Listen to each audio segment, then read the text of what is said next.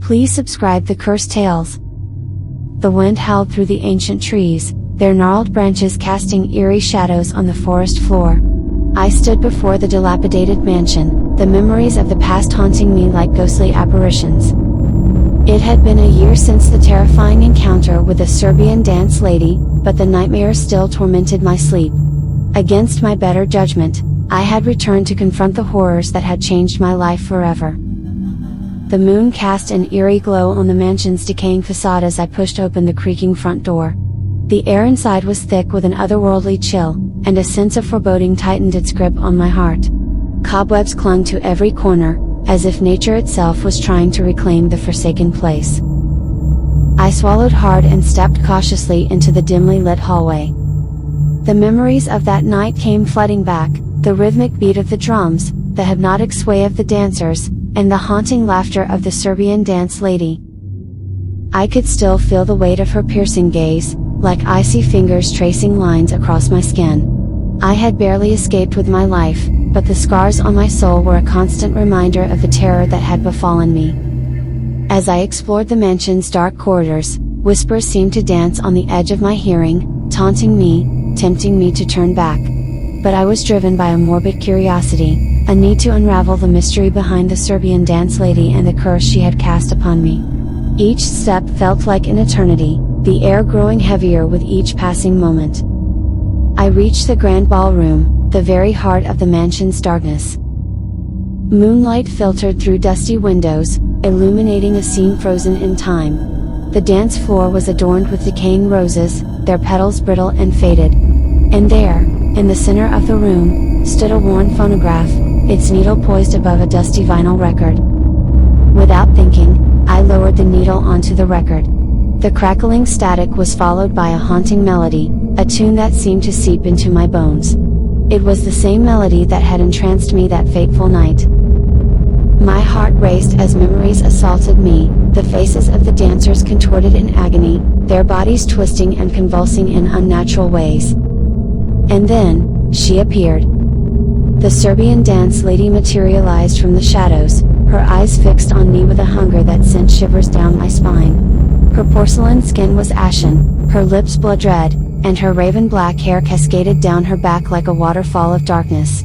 She wore the same crimson dress that had swirled around her in a macabre dance, and her presence exuded a potent mixture of allure and terror.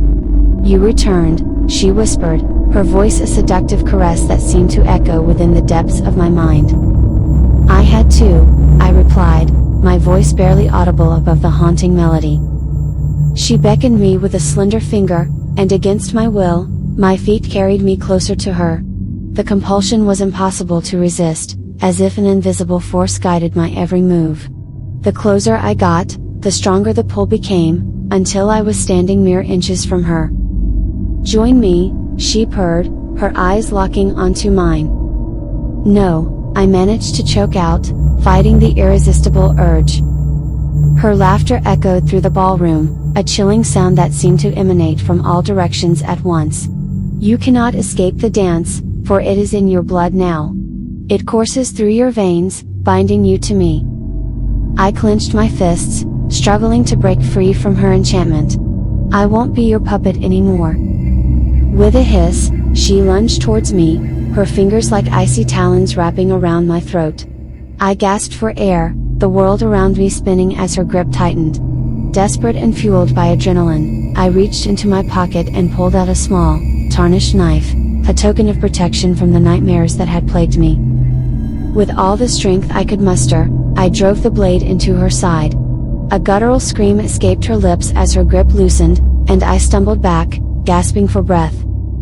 The phonograph needle scratched against the vinyl, the music distorting into a cacophony of dissonance.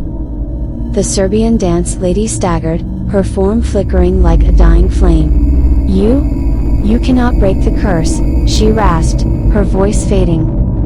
As she dissolved into nothingness, the mansion trembled, its walls groaning in protest.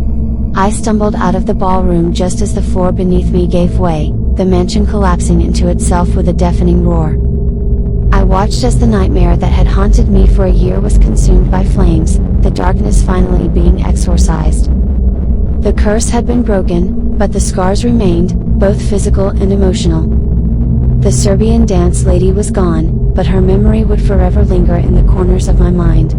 And as I walked away from the smoldering ruins, a single rose petal floated down from the sky, a reminder of the horrors I had faced and the strength I had found within myself to overcome them.